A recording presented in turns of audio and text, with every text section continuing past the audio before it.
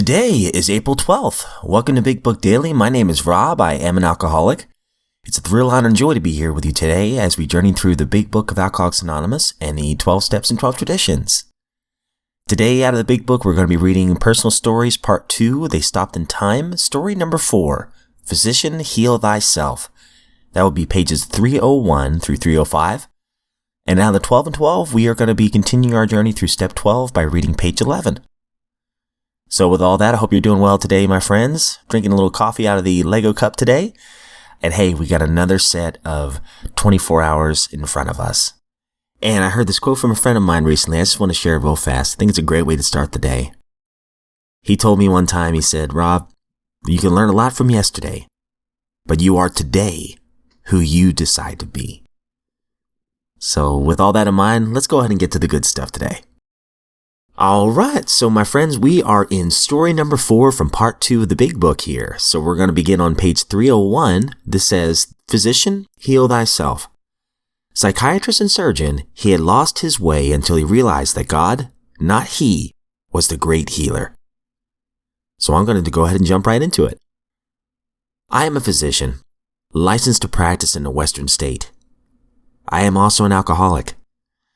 In 2 ways, I may be a little different from other alcoholics. First, we all hear at AA meetings about those who have lost everything, those who've been in jail, those who've been in prison, those who have lost their families, those who have lost their income. I never lost any of it. I was never on Skid Row. I made more money in the last year of my drinking than I made in my whole life. My wife never hinted that she would leave me. Everything that I touched from grammar school on was successful.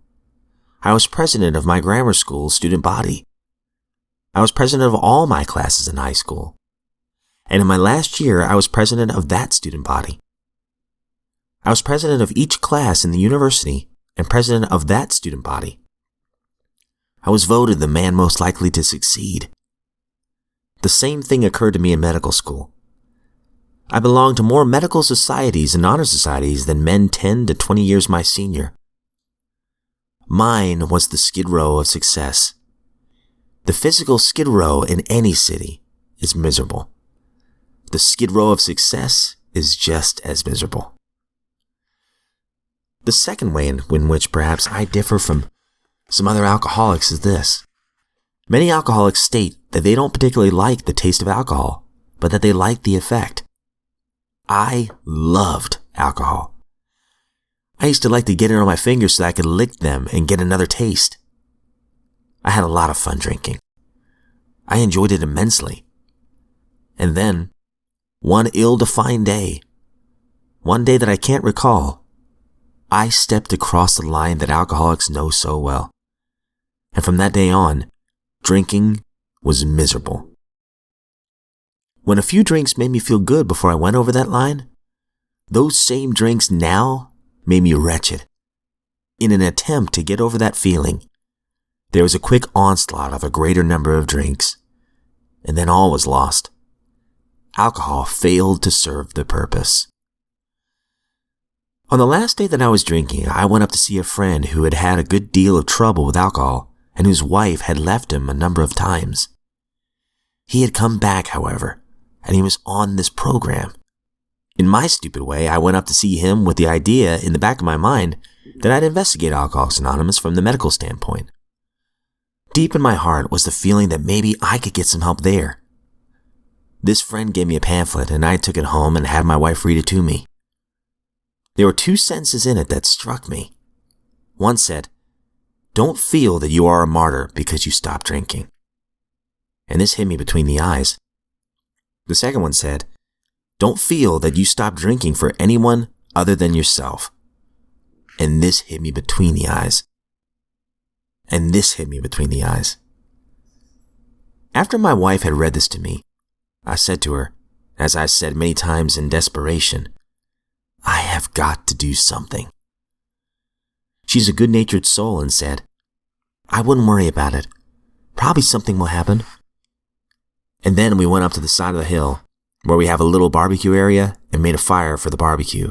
And on the way up, I thought to myself, I'll go back down to the kitchen and refill this drink.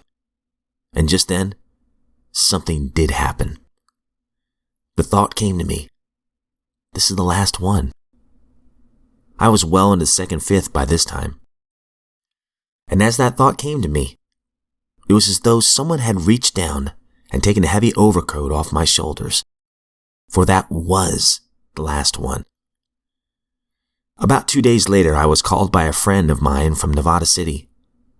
He's a brother of my wife's closest friend. He said, "Earl?" I said, "Yes." He said, "I'm an alcoholic. What do I do?" I gave him some idea of what you do, and so I made my first 12-step call before I ever came into the program.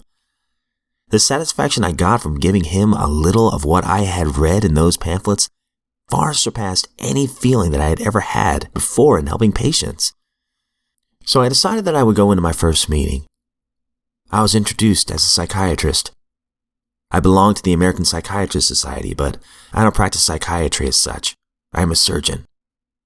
As someone in AA said to me once upon a time, there is nothing worse than a confused psychiatrist. I will never forget the first meeting I attended. There were 5 people present, including me. At one end of the table sat our community butcher. At the other side of the table sat the carpenters in our community. At the farther end of the table sat the man who ran the bakery, while on one side sat my friend, who was the mechanic. I recall as I walked into that meeting saying to myself, here I am, a fellow of the American College of Surgeons, a fellow of the International College of Surgeons, a diplomat of one of the great specialty boards in these United States, a member of the American Psychiatric Society, and I have to go to the butcher, the baker, and the carpenter to help make a man out of me. Something else happened to me. This was such a new thought that I got all sorts of books on higher powers, and I put a Bible by my bedside, and I put a Bible in my car. It's still there.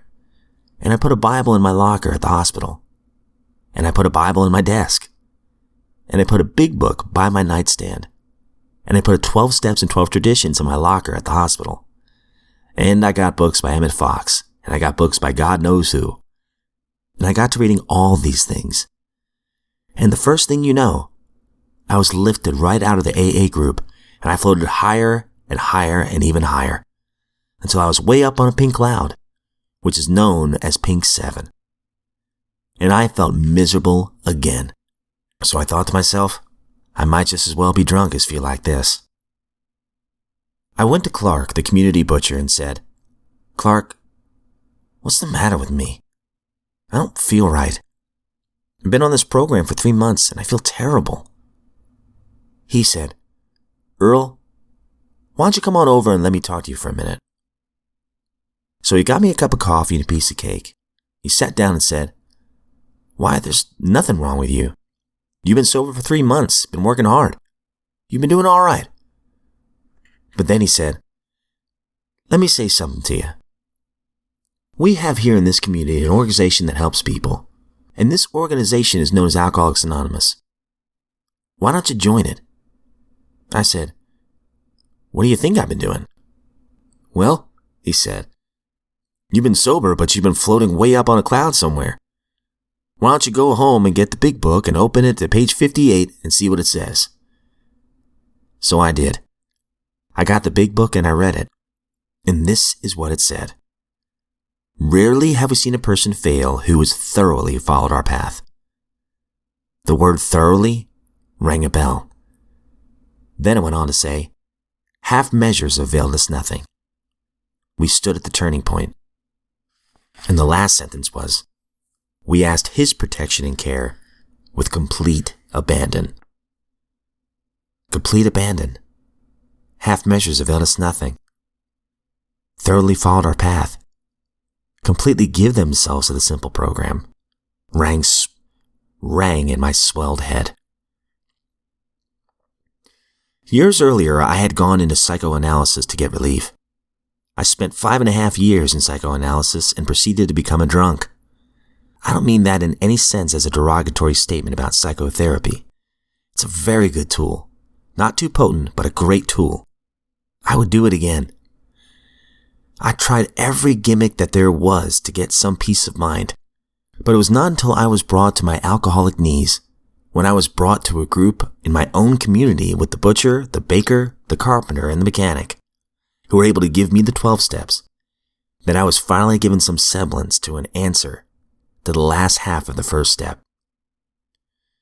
So, after taking the first half of my first step, and very gingerly admitting myself to Alcoholics Anonymous, something happened. And then I thought to myself, imagine an alcoholic admitting anything. But I made my admission just the same. All right, some awesome stuff here. Can't wait to come back to this in just a second. All right, my friends. So in yesterday's reading out of the 12 and 12, we were journeying through step 12 here, which is having had a spiritual awakening as the result of these steps. We tried to carry this message to alcoholics and to practice these principles in all our affairs. In the first part of this chapter, we're breaking down all the previous 11 steps. Then finally, we start breaking down step 12, one piece at a time. We talked about the spiritual awakening aspect of it all, how there will be a change if we have thoroughly done these steps, whether it is something we notice right away or somebody else notices right away, or both. Then it talks about practicing these principles in all our affairs. It talks about carrying the message first and then practicing the principles. Today, we're going to continue that on page 111. We may often pass through 12-step experiences where we will seem to be temporarily off the beam. These will appear as big setbacks at the time, but it will be seen later as stepping stones to better things. For example, we may set our hearts on getting a particular person sobered up, and after doing all we can for months, we see him relapse. Perhaps this will happen in a succession of cases, and we may be deeply discouraged as to our ability to carry AA's message. Or we may encounter the reverse situation, in which we are highly elated because we seem to have been successful. Here, the temptation is to become rather possessive of these newcomers. Perhaps we try to give them advice about their affairs which we aren't really competent to give or ought not to give at all. Then we are hurt and confused when the advice is rejected, or when it is accepted and brings still greater confusion. By a great deal of ardent 12th step work, we sometimes carry the message to so many alcoholics that they place us in a position of trust. They make us, let us say, the group's chairman. Here again we are presented with the temptation to overmanage things, and sometimes this results in rebuffs of other consequences which are hard to take. But in the longer run, we clearly realize that these are only the pains of growing up, and nothing but good can come from them if we turn more and more to the entire 12 steps for the answers. Now comes the biggest question yet. What about the practice of these principles in all our affairs? Can we love the whole pattern of living as eagerly as we do the small segment of it we discover when we try to help other alcoholics achieve sobriety? Can we bring the same spirit? Can we bring the same spirit of love and tolerance into our sometimes deranged family lives that we bring to our AA group? All right, excellent stuff here as well.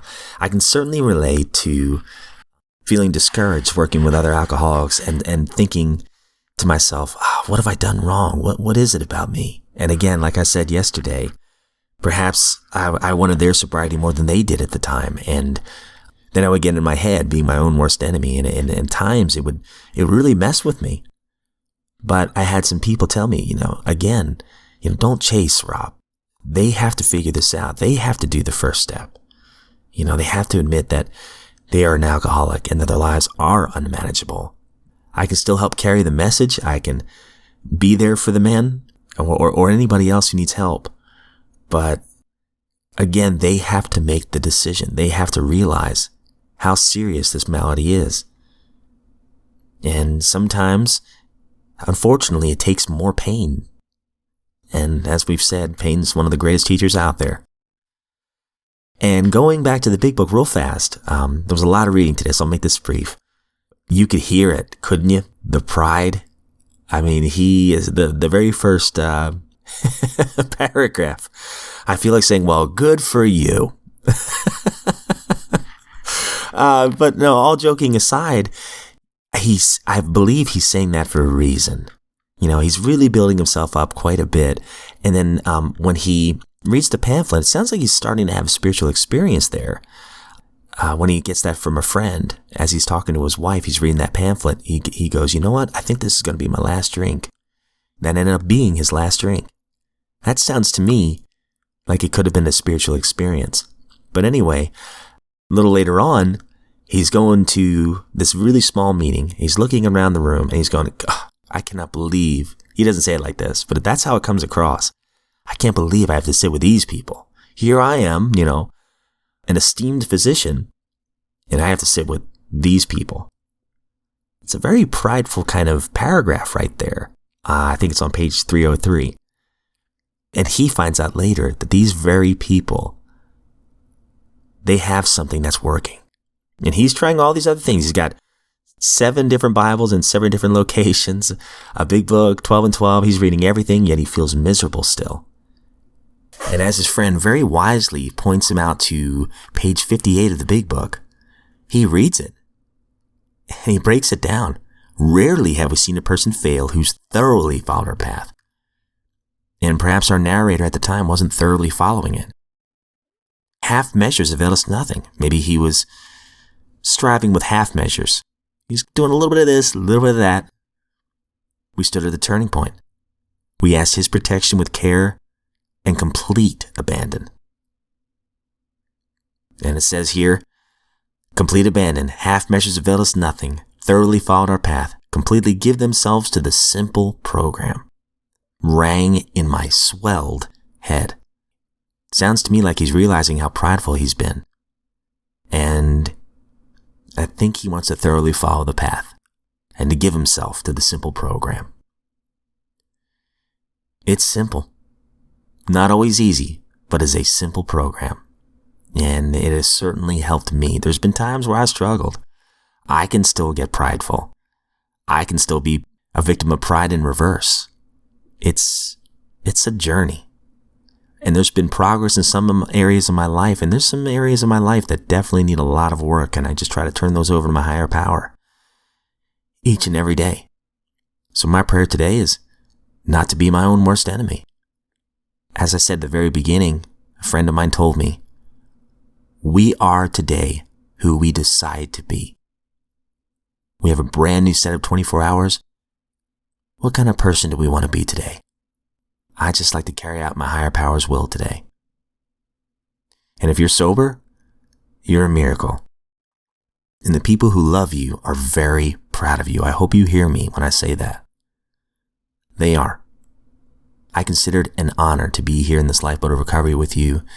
Please know I do not speak on behalf of AA, NA, Al-Anon. I am just a friend in recovery reading 2 books that mean a lot to me. And again, I consider it an honor just to be here. If we're given another day, I look forward to seeing you back here tomorrow.